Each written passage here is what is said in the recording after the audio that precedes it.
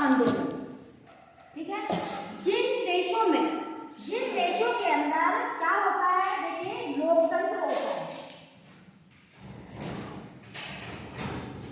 लोकतंत्र शासन प्रणाली होती है, वहीं पे क्या होता है, जनसंघर्ष होता है, और वहीं पे क्या होता है, आंदोलन होता है। जहां पे तानाशाही सरकार होंगी, जहां पे एक व्यक्ति का शासन होगा, वहां पे लोग जनसंघर्ष और आंदोलन पे क्या मार दिया जाता है, कांटा मार दिया जाता है। जो ये करेगा उसको जेल में बंद कर दिया जाएगा।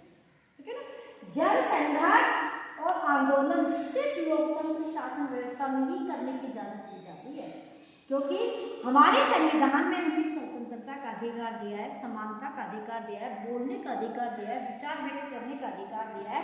तभी आपने देखा होगा ना, प्रधानमंत्री क्या, राष्ट्रपति क्या, सोरे क्या आता है ना, जिसमें उनकी शक्ल अलग अलग बना दी जाती, दिखाया जाता है।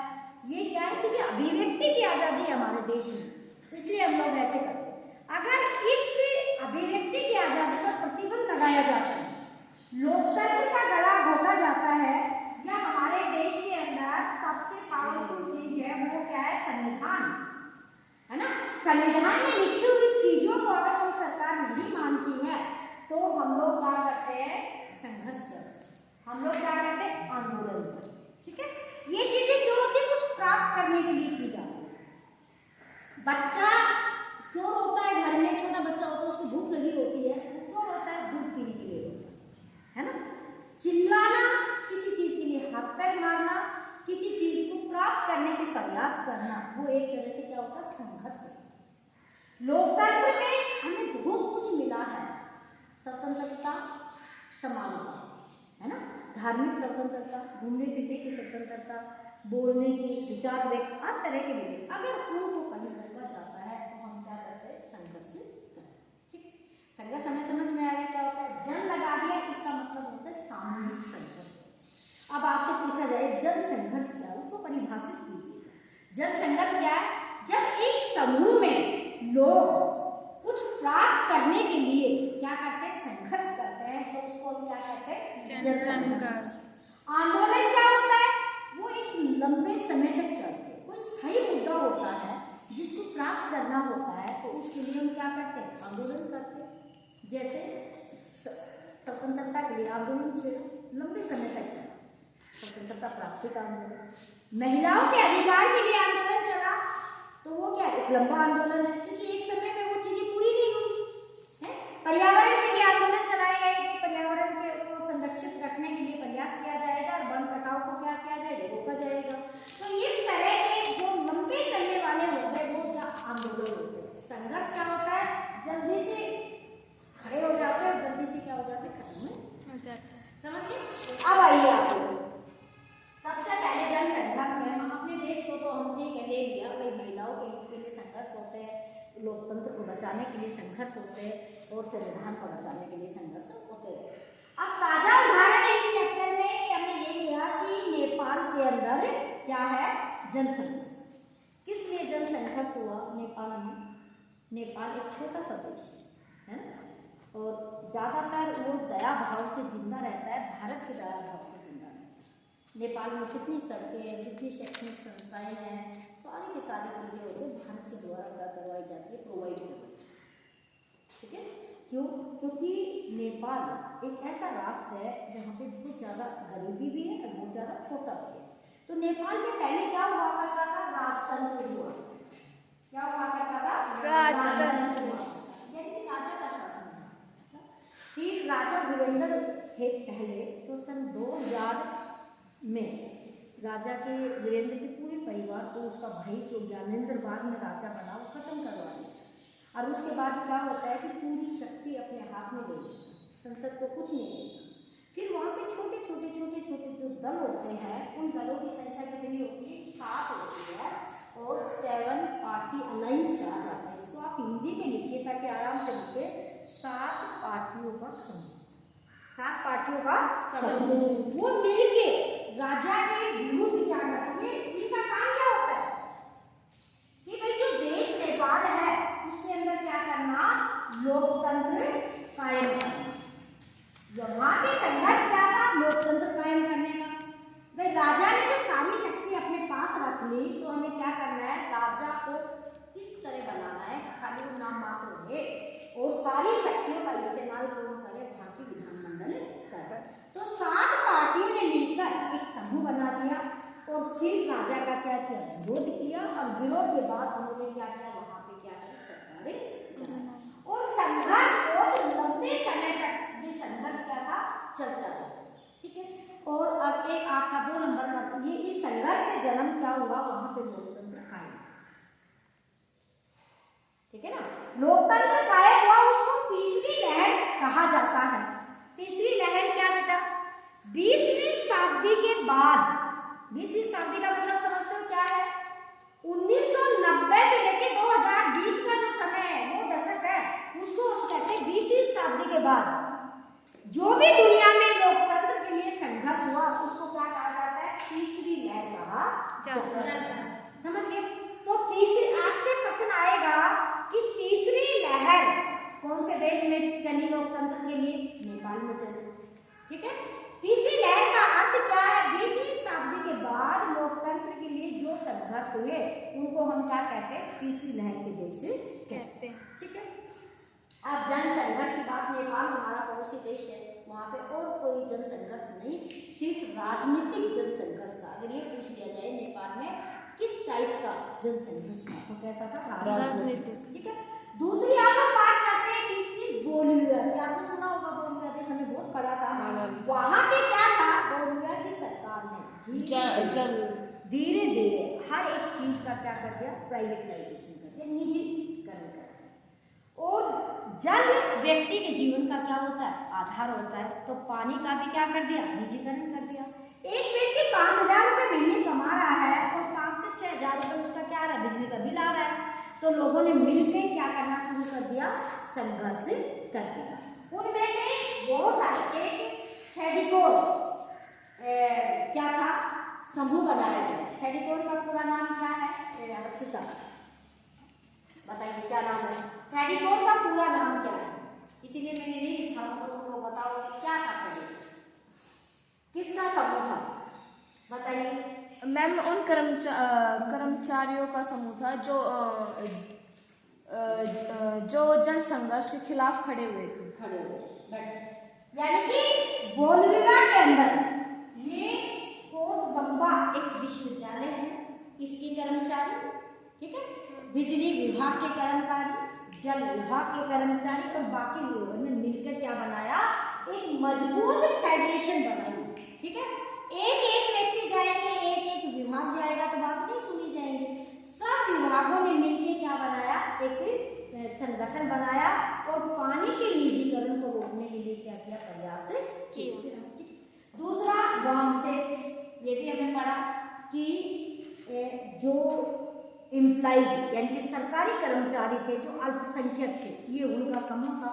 ये किस लिए था कि भाई जो भी सरकार मनमानी करती है और पानी जैसी मूलभूत आवश्यकता के क्या करती है, लोगों पर भारी भरकम का पैसा देती है, टैक्स लगाती है, उन पर प्रतिबद्ध करने के लिए काम करती है। अब आप ये देखिए, यहाँ पे बोलिविया का मतलब है जल के लिए संघर्ष। अगर तानाशाही सरकार होती तो क्या संघर्ष होता?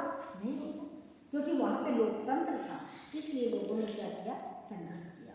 नेपाल में संघर्ष किया क्योंकि राजतंत्र था, लेकिन राजतंत्र पूर्ण रूप से राजतंत्र नहीं था, क्योंकि वहाँ की विधायिका के अंदर जो चुने हुए सदस्य बैठते थे। इस वजह से क्या हुआ, नेपाल में तीसरी लहर की क्या हुई, शुरुआत हुई।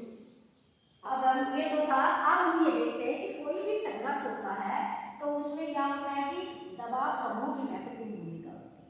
तो हम इस चैप्टर इसमें राजनीतिक संघर्ष में हम इसको बाद में पहले ये देखते हैं, राजनीतिक दल है क्या। राजनीतिक दल बेटा वो होते हैं जो एक समान उद्देश्य के लिए क्या करते हैं, संगठन बनाते हैं और उसके बाद वो लोग चुनाव लड़ते हैं और चुनाव के बाद वो लोग क्या करते हैं, सरकारें बनाते हैं। और जिस देश में लोकतंत्र होगा वहाँ पे राजनीतिक दलों का होना क्या है, अनिवार्य। राजनीतिक दल वहाँ पे होंगे। भारत में किस तरह की राजनीतिक व्यवस्था है? राजनीतिक देखिए 3 तरह की राजनीतिक दल व्यवस्था होती है। एक दल जैसे चीन में, द्विदलीय जैसे अमेरिका और इंग्लैंड में, और बहुदलीय जैसे भारत में। तो देखिए राजनीतिक दलों के कार्य क्या होते हैं बेटा, क्या करना, चुनाव लड़ना, चुनाव जीत जाते हैं तो उसके बाद क्या करना, सरकार बनाना, लोगों को राजनीतिक शिक्षा देना, घर घर जाके करते हैं ना, हम ये करेंगे हम वो करेंगे, तो इससे लोगों को क्या मिलती है, राजनीतिक शिक्षा मिलती है। तो इनका राजनीतिक दलों का मुख्य काम होता है कि चुनाव लड़ना, चुनाव लड़ने के बाद बहुमत प्राप्त करना, बहुमत प्राप्त करने के बाद क्या करना, सरकार बनाना, ये इनका काम। लेकिन जब ये सरकार बना लेते हैं, ठीक है ना, और सरकार का जो भी काम है उसके ऊपर दबाव समूह क्या करते, दबाव डालते।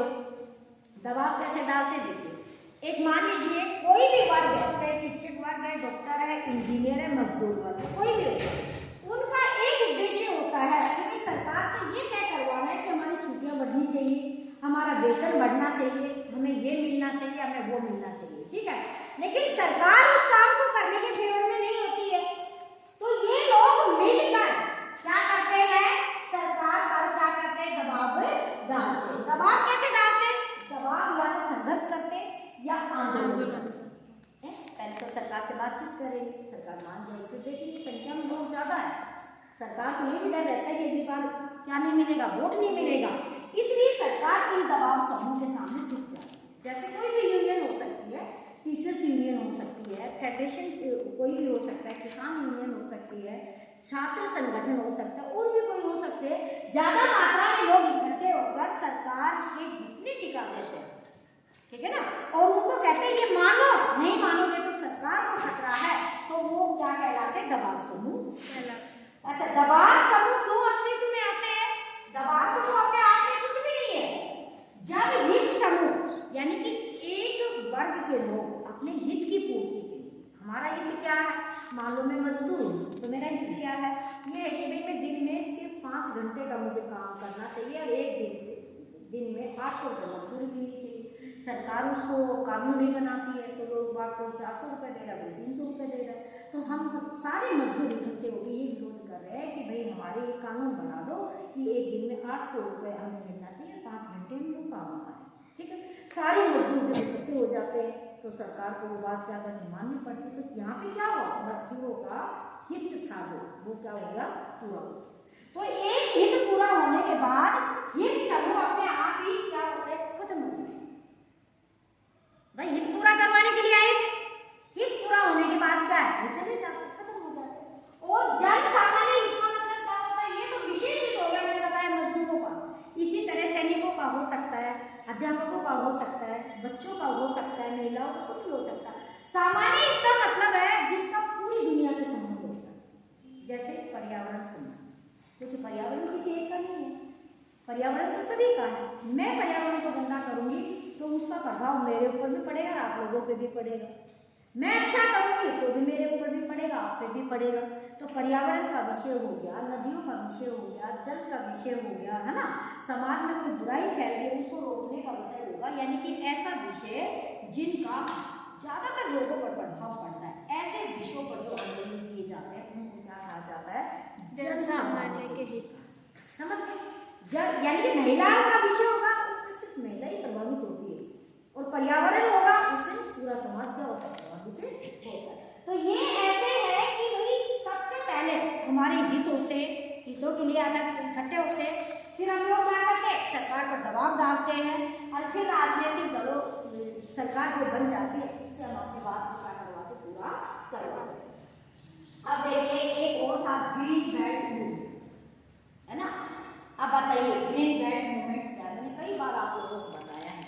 एक दक्षिण अफ्रीका महाद्वीप है, उसके अंदर एक देश है जिसका नाम केन्या, ठीक है।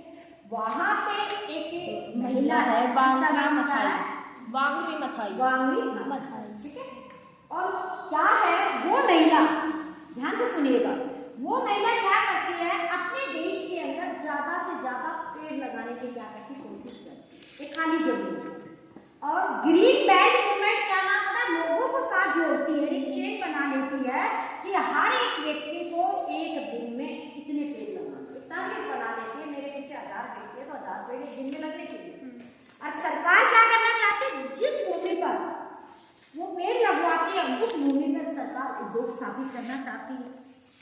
और सरकार अपने ही देश की सरकार खिलाफ जाकर वो इतनी ज़्यादा ग्रीन बेल्ट बना देती है, इतने ज़्यादा पेड़ लगा देती है कि अपने देश की सरकार उसको नहीं बताती, और फिर भी उसको क्या किया जाता है, पुरस्कार देने के लिए विदेशों में क्या किया जाता है, बुलाया जाता है। तो वो क्या कर रही है, ये ग्रीन मूवमेंट है तो सिर्फ वो अपने लिए नहीं कर रही, ये कैसा है, जन सामान्य हित का मामला है कि पर्यावरण सुरक्षित रहेगा तो दुनिया के सारे देशों में से गंदगी जो है पर्यावरण में वो क्या हो जाएगी, खत्म हो जाएगी, और उसका क्या होगा, हित होगा। तो देखिए इसमें इस चैप्टर से आपके प्रश्न जो आने की संभावना है, एक तो दबाव समूह जिसे कहते हैं, ठीक है, राजनीतिक दल क्या है, इन समूह से, ठीक है, जन संघर्ष का क्या अर्थ है, एक ये ध्यान रखना है, ठीक है, तीसरी लहर का क्या अर्थ है, और ये किस देश में चला, नेपाल में। ग्रीन बेल्ट मूवमेंट क्या है, पर्यावरण से संबंधित है, ठीक है ना, ज्यादा से ज्यादा पेड़ लगाने की उस महिला का आप नाम ध्यान रखें, एसपीए का पूरा नाम क्या है, और वांगसे और फेडिटोर क्या है, और कोचबंबा ये विश्वविद्यालय किस देश में है, ये ध्यान रखें क्योंकि कई बार बताने में होता है, ठीक है। और जब तीसरी लहर के आंदोलन चले, जो देखे नेपाल में कैसी सरकार थी, राष्ट्रपति की सरकार, ठीक है। इन प्रश्नों पे आप लोग नजर डालेंगे तो इसको बड़े अच्छे से आप कर पाएंगे, और मुझे नहीं लगता, बस इतना है, लोकतंत्र जो है, जहाँ पे लोकतंत्र होगा वहाँ पे संघर्ष होगा, जहाँ पे लोकतंत्र होगा वहाँ पे आंदोलन होगा। लोकतांत्रिक शासन व्यवस्था में ये सारी चीजें संभव है, बाकी शासन व्यवस्था में